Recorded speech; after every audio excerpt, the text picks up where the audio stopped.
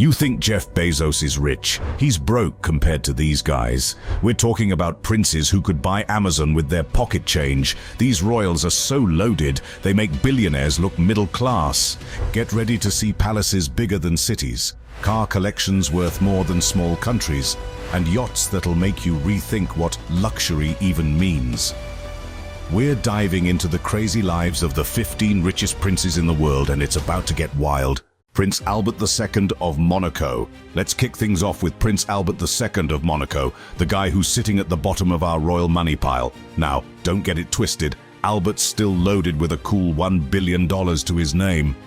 But in this lineup of mega-rich royals, he's practically living paycheck to paycheck. Monaco's a tiny place, right? We're talking about a country that's smaller than Central Park. You could walk across the whole thing in under an hour, but don't let its size fool you. This little slice of the French Riviera is packed with more millionaires per square mile than anywhere else on Earth.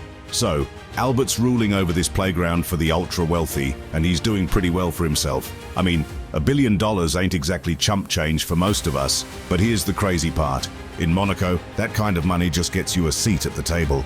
Let's talk about Albert's car collection for a sec. This dude's got wheels worth over $10 million just chilling in his garage. We're not talking about your average Ferraris and Lambos here. Nah, Albert's got rare vintage rides that'll make car collectors weep. He's even got a collection of cars owned by his dad, Prince Rainier III, including a 1903 De Dion Bouton and a 1956 Chrysler Imperial that Grace Kelly rode in. But cars are just the start. Albert's also got his fingers in Monaco's biggest moneymaker, the Monte Carlo Casino. Yeah, that's right. The prince owns a chunk of the most famous gambling spot in Europe. This place isn't just a casino, it's like a temple to luxury. You've probably seen it in James Bond movies, all glitz and glamour and high-stakes games. Now you might be thinking, $1 billion, a stake in a world-famous casino, and a car collection worth millions. That's pretty sweet. And you'd be right. But here's the kicker. Albert's wealth is like the smallest fish in our royal pond.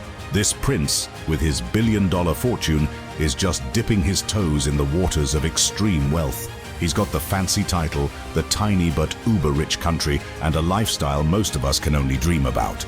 But compared to the other princes on our list, Albert's practically living on ramen noodles. His $1 billion fortune is just the tip of the royal iceberg.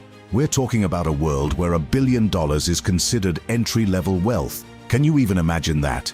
A world where owning a piece of one of the most famous casinos on the planet and having a car collection worth millions just gets you to the starting line. But don't feel too bad for Albert. He's still living a life of luxury that would make most millionaires jealous. It's just that in the realm of royal riches, he's barely made it past the velvet rope. Prince Carl Philip of Sweden. Think all princes are stuffy dudes in crowns? Think again. Our next royal's got a $10 million fortune, but that's not even the wildest part. This guy's trading his scepter for a steering wheel, and the reason why might surprise you. Meet Prince Carl Philip of Sweden, the royal who's got a serious need for speed. This dude's not content with just waving from palace balconies. He's out there burning rubber on the racetrack. Yeah, you heard that right. Carl Philip's not just a prince. He's a full-on race car driver. Now you might be wondering how a prince ends up behind the wheel of a race car. Well, Carl Philip's been obsessed with fast cars since he was a kid. But this ain't just some rich boy's hobby. He's legit competed in the Scandinavian Touring Car Championship. We're talking high-speed races, hairpin turns, and the constant risk of fiery crashes. Not exactly your typical princely pastimes, right? But here's the thing, Carl Philip's not just playing around, he's actually pretty good at this racing gig. He's won races and even finished on the podium in some pretty big competitions. Can you imagine being the other drivers and realizing you just got smoked by actual royalty? Now you might be thinking, wait a sec, how does he balance all this racing with his royal duties? And that's a fair question. It's not like Sweden's gonna rule itself while Carl Philip's out there living his fast and furious fantasies. But somehow this prince manages to juggle both worlds. He's still showing up for official events, cutting ribbons, and doing all that princey stuff. But then he's also spending weekends strapped into a race car, pushing it to the limit at 200 miles per hour. But racing isn't Carl Philip's only talent. This prince has got an eye for design too. He's actually created his own line of luxury home goods. We're talking sleek, modern stuff that probably costs more than your car. It's like he wasn't satisfied with just one cool career, so he decided to add designer to his already impressive resume. And let's not forget about his personal life, because that's just as interesting as his career choices. Carl Philipp went and married Sophia Helkvist, a former reality TV star and model. Their wedding was a whole spectacle, costing millions of dollars. It was like a real-life fairy tale, complete with a Prince Charming who happens to have a side gig as a race car driver. So what does all this tell us about Prince Carl Philipp? Well, for one, it shows that even with a royal title and a $10 million fortune, some guys just can't resist the call of the racetrack. It proves that you can be born into one of the oldest monarchies in the world and still chase your dreams, even if those dreams involve squealing tires and the smell of burning rubber. Carl Philipp's living proof that you can have it all: a crown, a racing helmet, and a design empire. He's redefining what it means to be a modern prince, one lap at a time.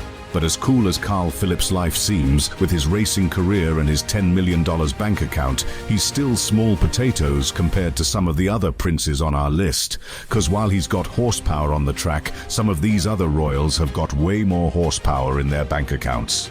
We're about to shift gears and see some serious royal wealth that'll make Carl Philipp's millions look like pocket change.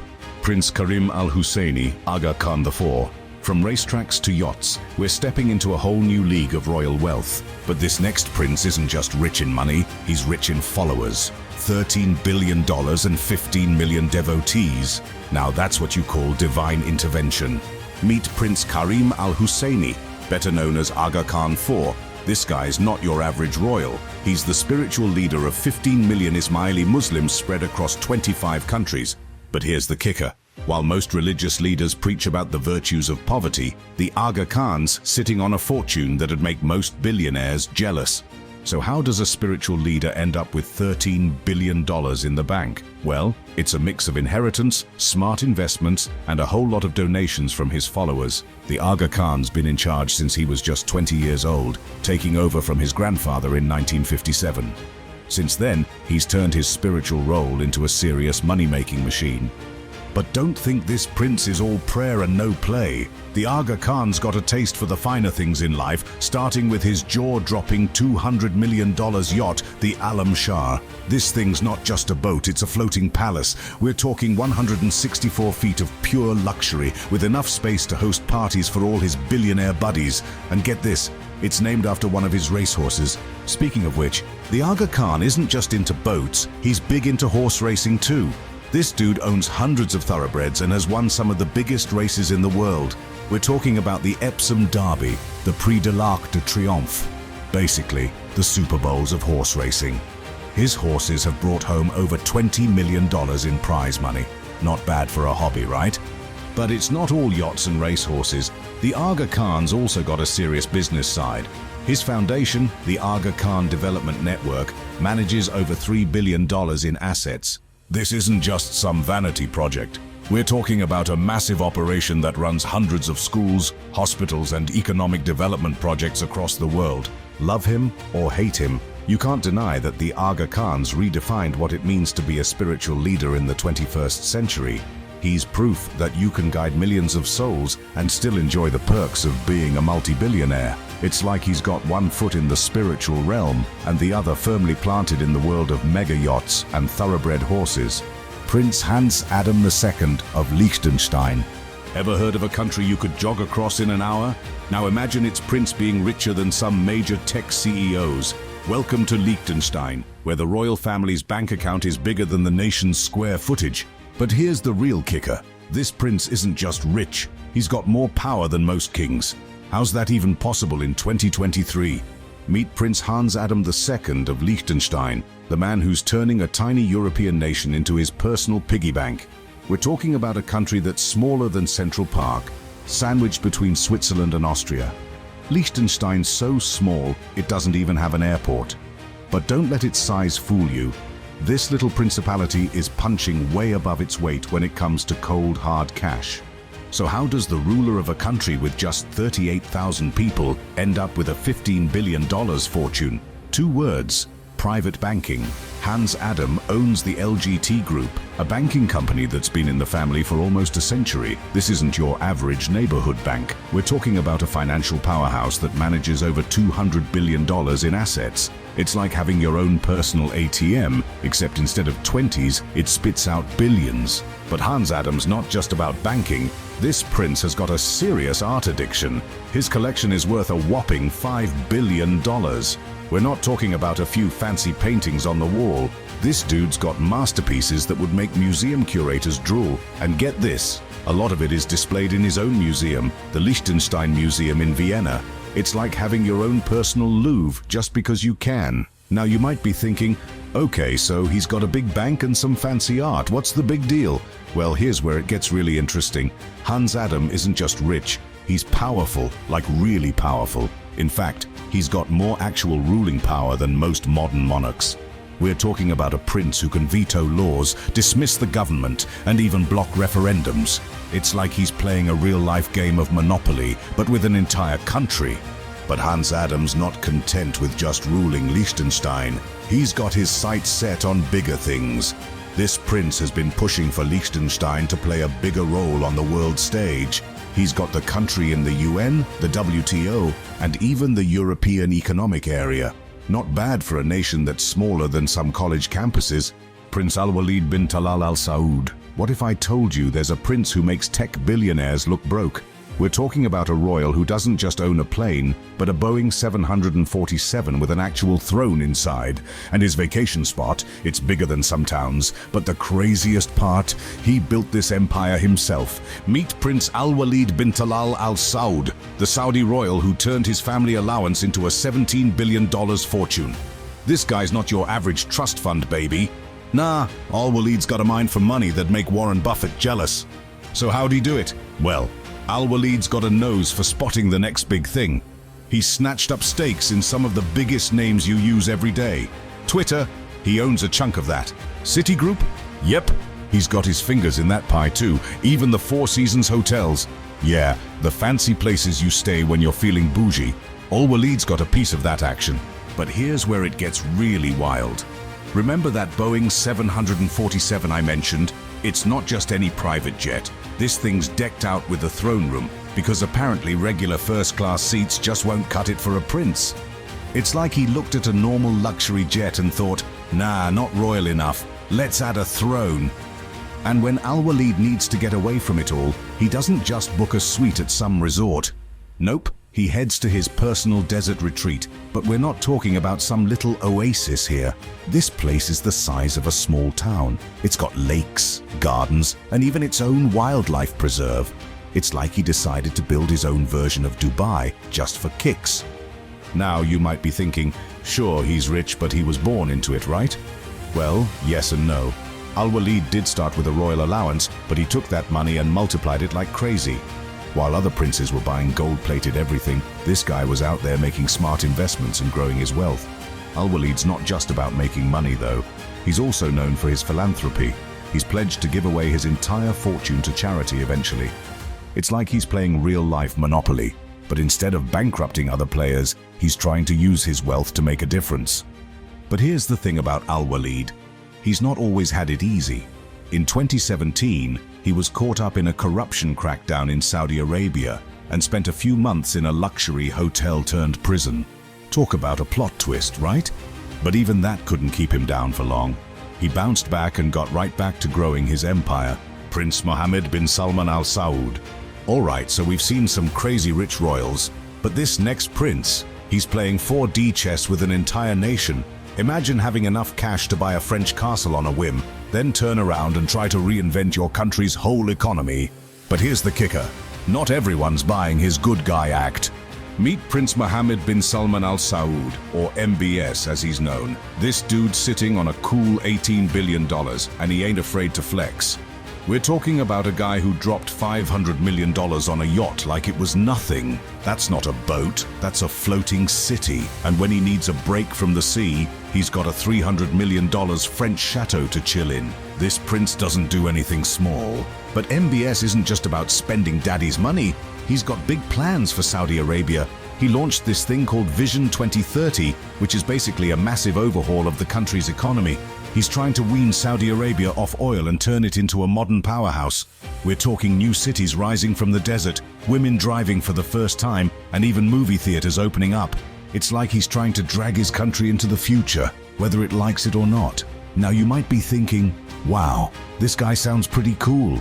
He's rich, he's progressive, what's not to like?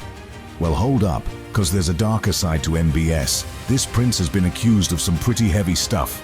We're talking human rights violations, cracking down on dissent, and even being linked to the murder of a journalist. It's like he's trying to be a reformer and an autocrat at the same time. So how does MBS juggle all this? On one hand, he's throwing billions at futuristic projects like Neom, a planned city that sounds like something out of a sci-fi movie. We're talking flying taxis, robot maids, and a giant artificial moon. It's like he's building his own personal Wakanda in the desert. But on the other hand, he's got human rights groups and world leaders giving him the side eye. MBS is like that friend who's always got the latest gadgets and the coolest plans, but also has a temper that makes everyone nervous. He's charming world leaders one minute and locking up rivals the next. It's like he's trying to be the cool new face of the Middle East, but can't quite shake off the old school authoritarian vibe. What MBS shows us is that when you've got billions in the bank and a whole country to play with, the stakes get real high real fast. Every move he makes is under a microscope. Buy a fancy yacht, the world notices. Lock up some activists, the world notices that too. It's like he's trying to walk a tightrope between modernizing his country and keeping a tight grip on power, all while the whole world's watching. But as controversial as MBS is, he's still just one player in the game of royal mega-wealth. While he's making headlines and shaking things up in Saudi Arabia, there are other princes out there who prefer to keep things on the down low. These guys have fortunes that'll make your head spin, but they're not about that spotlight life. So let's shift gears and check out some royals who know how to keep it low-key while still living large. Prince Andrew, Duke of York. You'd think being born into royalty means a life of luxury and adoration, but for one prince, it turned into a $75 million nightmare. How does someone go from war hero to royal outcast faster than you can say scandal? Meet Prince Andrew, Duke of York, the British royal who's been making headlines for all the wrong reasons. This guy used to be living the high life with a net worth of $75 million and all the perks that come with being the Queen's son. But these days, that fortune's looking pretty small compared to his mounting legal bills. Let's rewind a bit. Andrew started off as the golden boy of the royal family. He was a helicopter pilot in the Falklands War, coming home a hero. The British public loved him, and he was living it up as a prince. We're talking about a dude who had a $23 million Swiss chalet just for fun. That's not a vacation home, that's a small village in the Alps. And the perks? Oh man, they were sweet. Andrew was raking in $300,000 a year just for travel. That's right, he was getting paid more than most people's salaries just to jet around the world. Nice work if you can get it, right? But here's where things went south, and we're talking way south. Andrew's friendship with Jeffrey Epstein, the convicted sex offender, blew up in his face big time. Suddenly, the prince who could do no wrong was in the center of a storm of allegations and investigations. The fallout was brutal. Andrew went from being a fixture at royal events to being stripped of his military titles and royal patronages. It's like he went from being in the VIP section to being kicked out of the club entirely. And all those cushy royal roles, gone faster than you can say disgraced duke. But the hits kept coming. Remember that swanky Swiss chalet? Yeah, he had to sell that to pay his legal fees. Imagine having to offload your multi-million-dollar ski lodge just to keep the lawyers at bay. That's gotta hurt. The whole mess shows that even royal wealth can't always save you from scandal. Andrew's gone from being one of the most popular royals to being the family's black sheep. It's like he's living proof that having a royal title doesn't make you bulletproof. These days, Andrew's keeping a low profile. No more fancy parties, no more official duties. He's gone from cutting ribbons at grand openings to being persona non grata at family gatherings. It's a pretty spectacular fall from grace for someone who was born with a silver spoon in his mouth. Prince William, Duke of Cambridge. From a $34 million wedding to flying around in a personal helicopter, Prince William's life seems like a fairy tale. But here's the kicker. He's also known as one of the most relatable royals. How does a future king pull off being both insanely rich and surprisingly normal? The answer might surprise you. Let's talk about Prince William, Duke of Cambridge. This guy's sitting on a cool $100 million fortune, but that's just pocket change compared to what he's set to inherit. He's second in line to the British throne, which means he's got a date with destiny and a crown waiting for him. But William's not just twiddling his thumbs waiting to be king. Nah, he's out there living his best life while juggling royal duties and diaper duty. Now, you might be thinking, how does a prince worth 9 figures stay relatable? Well, that's where William's got it figured out.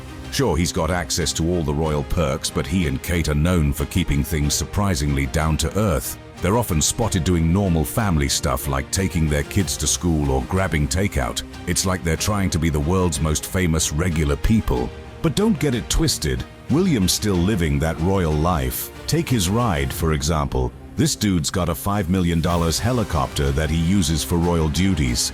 It's not exactly your average commute, is it? Imagine being stuck in traffic and seeing Prince William flying overhead in his personal chopper. Talk about travel goals. And let's not forget about the wedding of the century. William and Kate's big day cost a whopping $34 million. That's not a wedding. That's a small country's GDP. We're talking about a celebration that had the whole world watching. It was like a real-life Disney movie, complete with a prince, a palace, and probably some talking animals somewhere. But here's the thing about William.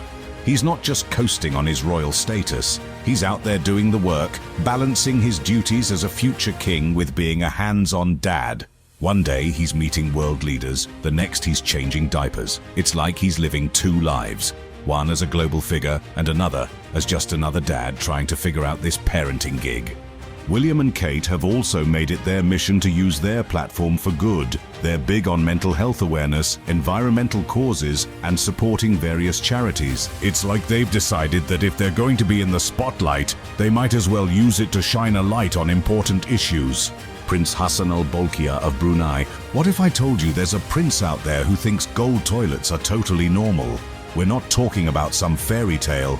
This is real life for the Sultan of Brunei. His idea of living large is gonna blow your mind and make you question everything you thought you knew about royal wealth. Meet Prince Hassan al-Bolkiah, the Sultan of Brunei. This guy's sitting on a $20 billion fortune that makes other royals look like they're playing with Monopoly money. We're talking about a dude who's so rich, he probably uses $100 bills as napkins. Brunei's a tiny country, about the size of Delaware, tucked away on the island of Borneo. But don't let its size fool you. The Sultan's turned this little slice of Southeast Asia into his personal playground of luxury. And when we say luxury, we mean the kind of excess that'd make even the most extravagant billionaire blush. Let's start with his crib. The Sultan lives in a palace so big, it makes Buckingham Palace look like a studio apartment. We're talking about a 788-room monster called Istana Nurul Iman. It's the world's largest residential palace, bigger than the Vatican. This place is so massive, you could probably fit a small country inside and still have room for a few football fields. But the palace is just the beginning. The Sultan's got a car collection that'll make your head spin. We're not talking about a few fancy rides here and there. This guy's got over 7,000 cars. Let that sink in for a sec. 7,000 cars, including 600 Rolls Royces. That's not a car collection, that's a small city's worth of vehicles. The Sultan could drive a different car every day for 19 years and never repeat. Talk about options, right? And just when you think it can't get any more over the top, here's the kicker. The Sultan's throne is made of solid gold. Yeah, you heard that right. When this guy sits down to do his royal business, he's parking his royal behind on a seat that's worth more than most people's houses. But wait, it gets better. The Sultan's even got a solid gold toilet, because why stop at a gold throne when you can have a matching golden john? Now you might be wondering, how does he keep all this luxury going in such a small country?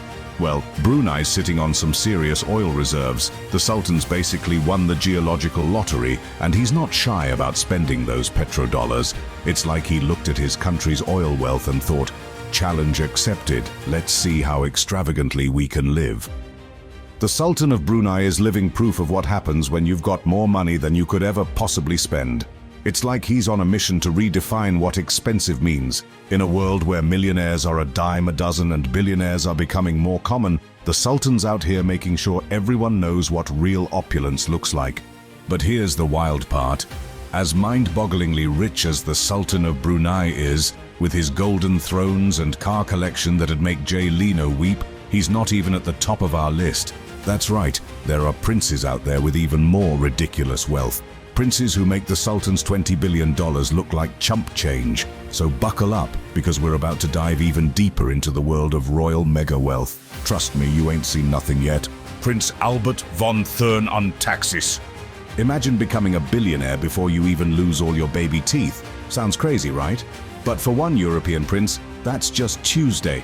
We're about to meet a royal who probably had more zeros in his bank account than candles on his 10th birthday cake.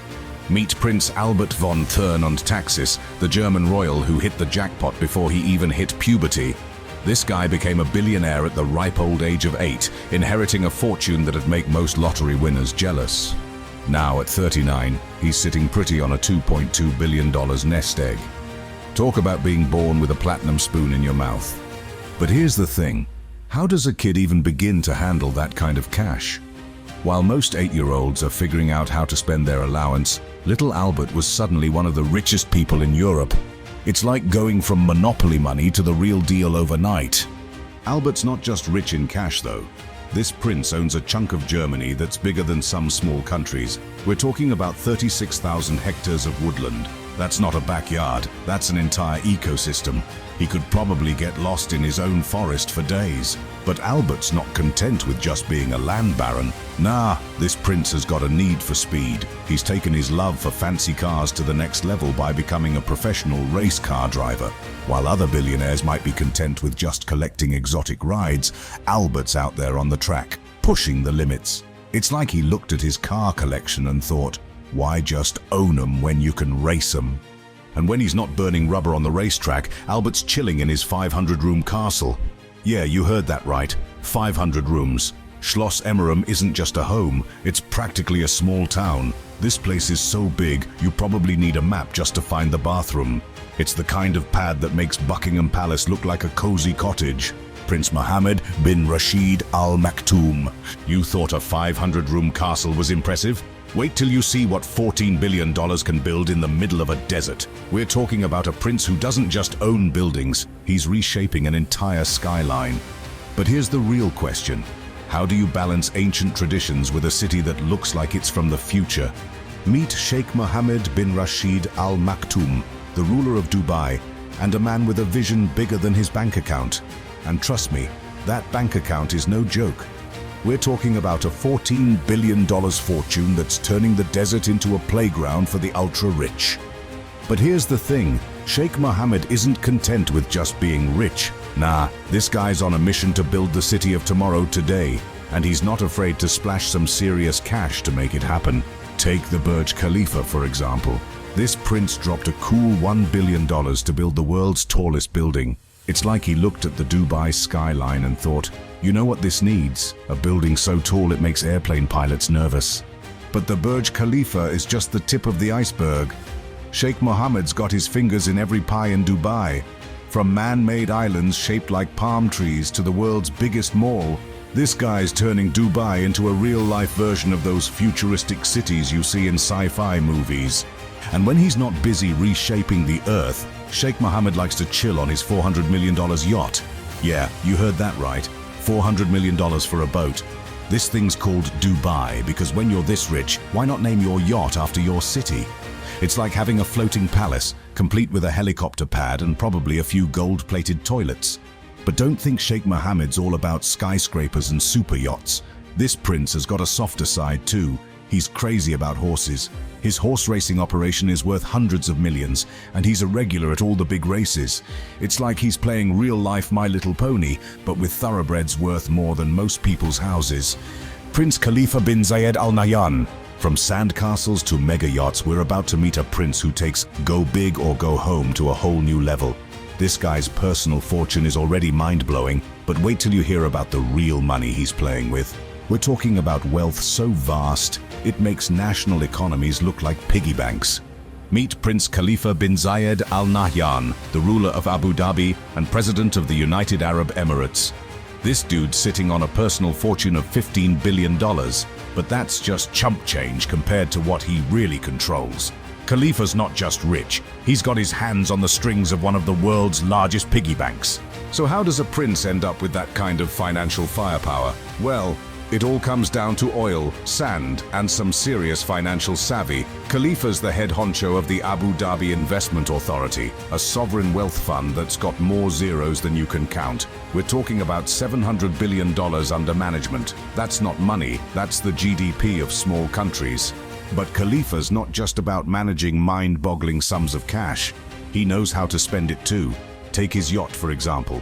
This isn't just any old boat. Khalifa's got a $622 million mega yacht called Aizan. This thing's so big, it makes other luxury yachts look like rubber duckies. At 590 feet long, it's the largest private yacht in the world. It's like he looked at the ocean and thought, you know what? I'm gonna need a bigger boat. And when he's not cruising the high seas in his floating palace, Khalifa's chilling in his land-based palace.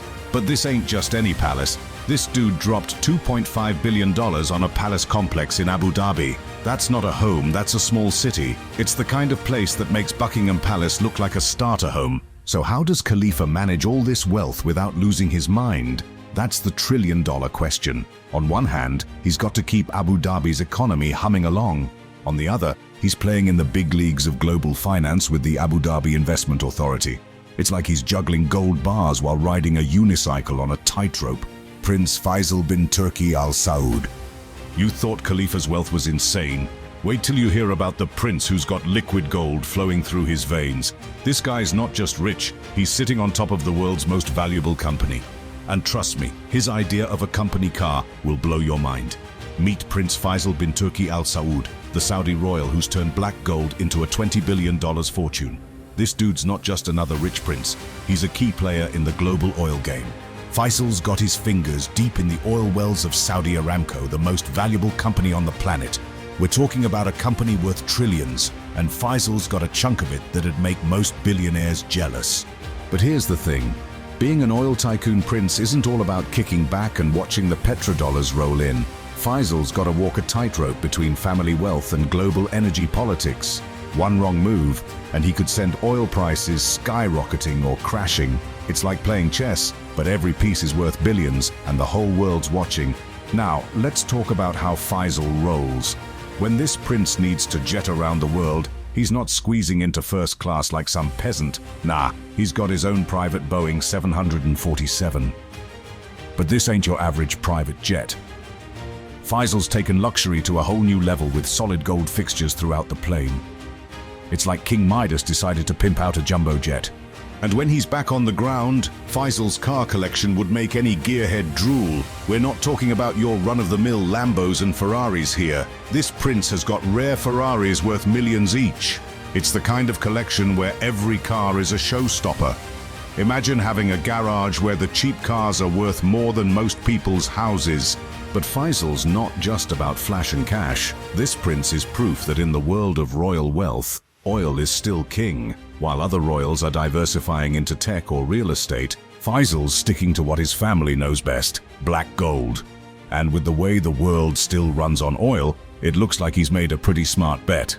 Faisal's story shows that sometimes the old ways are still the best ways to make serious money. In a world obsessed with the next big tech breakthrough, this prince is reminding everyone that there's still big money to be made in the stuff that powers our cars and heats our homes. Prince Aizan Bidin. Ever wonder what happens when royal blood mixes with business savvy? Prince Aizan of Malaysia is about to show us. This guy's not just sitting on a throne, he's built an empire worth $25 billion. But here's the real kicker. How does he juggle being both a sultan and a tycoon without dropping the ball? Meet Prince Aizan Bidin, the Sultan of Johor. This dude's not your average royal. He's taken his family's centuries-old status and turned it into a modern-day fortune that'd make most billionaires feel like they're living paycheck to paycheck. We're talking about a guy who's got more zeros in his bank account than most countries have in their GDP. But Aizan isn't just content with his royal title. Nah, this sultan's got a head for business that'd make Warren Buffett jealous. He's got his fingers in more pies than a bakery on Thanksgiving. Mining? Check. Real estate? You bet. Telecoms? He's all over it. It's like he looked at his kingdom and thought, you know what? I'm gonna own a piece of everything. Now you might be thinking, how does a sultan have time to run a business empire? Well, that's where Aizan's got it figured out. He's mastered the art of being both a traditional monarch and a modern tycoon. One day he's wearing the crown and handling royal duties. The next he's in a boardroom making billion-dollar deals. It's like he's living two lives and crushing it at both. But let's talk about how Aizan rolls. When this sultan hits the road, he's not just driving any old car. Nope, he's got a fleet of golden rides that'd make Midas himself green with envy. We're talking about cars so shiny, you need sunglasses just to look at them. And the crown jewel of his collection? A gold-plated Rolls-Royce. Because when you're worth $25 billion, why settle for just any color? And when Aizan needs to kick back and relax, he's not heading to some measly mansion. This sultan's got a palace that makes Buckingham look like a studio apartment. We're talking 1,000 rooms. That's not a home, that's a small city. And get this, it's got a 200-car garage. That's not a garage, that's a car showroom. Imagine having so many rooms you could sleep in a different one every night for almost 3 years without repeating.